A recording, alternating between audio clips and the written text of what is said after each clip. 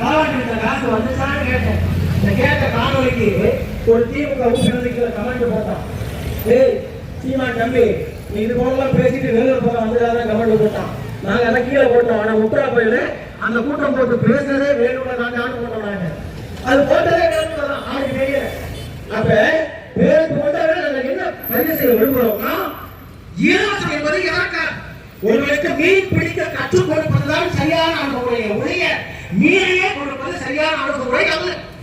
இது போல பணத்தை கொடுக்கின்ற வேலையை இந்தியாவில் எந்த மாநிலமும் வேற எந்த நாடுகளும் ஒண்ணு கூட செய்யல.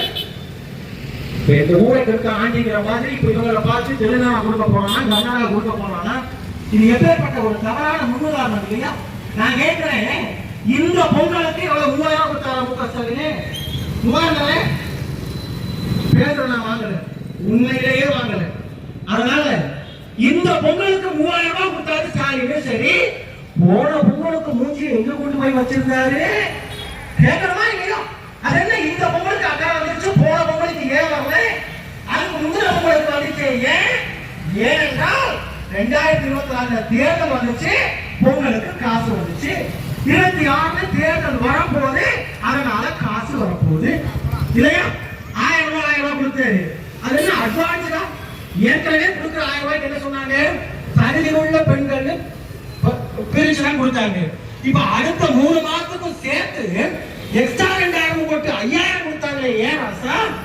ஏன் உன் செட்டப்பையில இருந்து காசு எடுத்து அதை உன்கிட்டயே கொடுத்து உதயசூரியனுக்கு ஓட்டு போடுன்னு வெட்கமே இல்லாமல் கேட்கின்ற இவர்களுக்கு நாம் வாக்களிக்க போகிறோமா? போறோமா?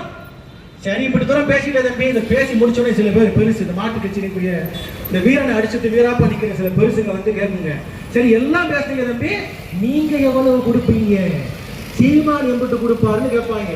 சீமான் செருப்ப கலத்தி விளக்கமாத கலத்தி வேணா நல்லா கொடுப்பாரு. அதனால இந்த காசு கொடுக்கிற பழக்கம் எங்களுக்கு இல்லை. கொடுக்கணும்னு நினைச்சாலும் கொடுப்பதற்கு காசு இல்லை. அது உனக்கு போகும். அப்ப நாளத்துல வாத்தியாரு என் பிள்ளைக்காக ஒழுங்காயோ கலெக்டர் உள்ள காலையில போய் போட்டு கொடுத்துருவோங்கிறதுக்காக கட்டாயம் ஒழுங்காக நடத்துவா. கல்வியின் தானாக உயரும். இந்த மாற்றத்தை நாங்கள் முன்வைக்கிறோம். கல்வியை இலவசமாக தருகிறோம். வேண்டுமா வேண்டாமா? வேண்டுமா வேண்டாமா? மருத்துவம் அப்பளவுக்கு நிகராக, அப்பளவுக்கும் மேலாக, காவிரிக்கும் மேலாக ஆக சிறந்த மருத்துவத்தை அரசு மருத்துவமனையில் ஆரம்ப சிகிச்சை முதல் அறுவை சிகிச்சை வரை அத்தனைக்கும் நாங்கள் இலவசமாக தருவோம். கட்டடம்லாம் பார்த்தீங்கன்னு வச்சுக்கோங்க, ராசிபுரத்தில் இப்போ இருக்கிறதெல்லாம் கவர்மெண்ட் ஆஸ்பத்திரியா போனால் உயிரோட திரும்ப வந்துட முடியுமா? வயிற்று வலியில் போனால் நேரடியாக அறுத்து விட்டுருவோம். அதில் திமுக காரங்க வச்சிருக்க ஆஸ்பத்திரிக்கு போவாங்க. அது வேற பார்த்தீங்கன்னா நாம ஒன்றுக்கு போவோம், அவன் 2 கிட்னியில் ஒரு கிட்னி எடுத்து விட்டு போயிடுவோம். இப்படி இருக்கு தாராளம் மருத்துவம் நடக்குதா இல்லையா? அப்ப நாங்க என்ன சொல்றோம்? நாங்கள் வருகிறோம், இருக்கிற அரசு மருத்துவமனைகள் தலைமட்டமாக இடிக்கிறோம். சும்மா வெள்ளை அடிச்சு பட்டி பார்த்து டிங்கரிங் பண்ற வேலை இல்லை. தரமட்டமா இடிச்சுட்டு 10 மாடி 12 மாடிக்கு ஒரு ஆக சிறந்த மருத்துவமனையை கட்டி சொந்தக்கார பிள்ளைங்க, எங்க ஊர்க்கார பிள்ளைங்க தரமா நேர்காணல் நடத்தி அழகா எப்படி விமான பணிப்பெண்கள் போல, ஏர் ஹோஸ்டஸ் போல அழகா பட்டுச்சேலை கட்டி ஒவ்வொரு மருத்துவமனை வாசல்லையும் 2 பிள்ளைகளை நிப்பாட்டி, எங்க பாட்டி கருப்பாயி பாட்டி வைத்தியம் பார்க்க போகுதுன்னா, வணக்கம் ராசிபுரம் அரசு மருத்துவமனை தங்களை இனிதே வரவேற்கிறது. பாட்டி, நான் உங்களுக்கு எவ்வாறு உதவ வேண்டும்? வாங்க பாட்டி, வீல் சேர்ல உட்காருங்க. கூட்டு கொண்டு போய் பிரஷர் சுகர் செக் பண்ணி, பிபி செக் பண்ணி, லிப்ட்ல கிளங்கி ஏற்றி 4வது மாடியில மருத்துவத்தை கொண்டு போய் உட்கார வச்சு மருத்துவரை சந்திக்கின்ற போது மருத்துவரின் இருக்கைக்கு பின்னால் எங்கள் தலைவன் ஒப்பாறு மிக்காறு இல்லாத தாய் மேதகுவே பிரபாகரனுடைய புகைப்படம் அந்த அறையில் மாட்டப்பட்டிருக்கும். அப்படிப்பட்ட மாற்றத்தை நாங்கள் தர இருக்கிறோம். உங்களுக்கு வேண்டுமா வேண்டாமா? வேண்டுமா வேண்டாமா? இதுதான் கேள்வி.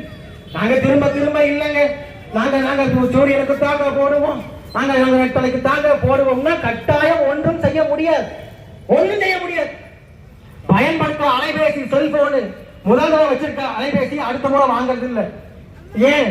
2G இருந்து 3G, 3G இருந்து 4G, 4G இருந்து அடுத்து 5G, இனி 6G வந்துச்சுன்னா அதுக்கு போயிடுவோம். அப்ப பயன்படுத்துகின்ற அலைபேசியவே தொடர்ச்சியாக பயன்படுத்தாத நாம், புதிதாக தேடுகிற நாம், ஏன் ஒரே ஒரு முறை இந்த பிள்ளைகள், இந்த தூய பிள்ளைகளுக்கு, இந்த நாம் தமிழ்ச்சி பிள்ளைகளுக்கு ஏன் வாய்ப்பை தரக்கூடாது? ஏன் தரக்கூடாது?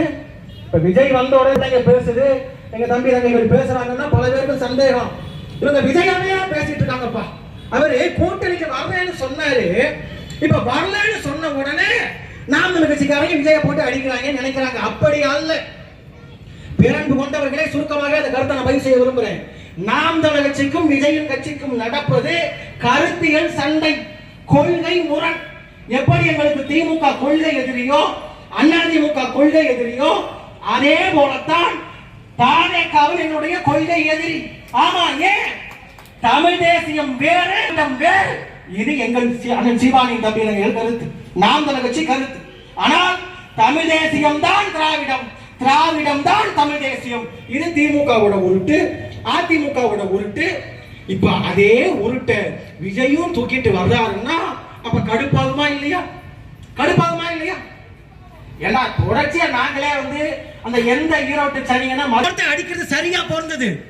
நாட்டின் பிரதமர் நரேந்திர மோடி அன்னைக்கு மணிப்பூர்ல 2 பெண்கள், இந்த இந்திய நாட்டின் பெண்கள் மகளிர் தினத்துல பதிவு செய்ய விரும்புறோம். 2 பெண்கள், இந்திய பெண்கள், தமிழிடம் மீண்டு வருதடா, அண்ட மதிரவே நின்று மொழியடா, மடைய கூட்டத்தின் இருப்பை முறியடா, மானமும் வீரமும் நம் விழியடா, ஏரோட்டும் விவசாயிகள் இல்லையே மானுடம் இல்லடா, எல்லோரும் நாம் தமிழராய் எழுகிறோம் உடனடி சொல்லடா.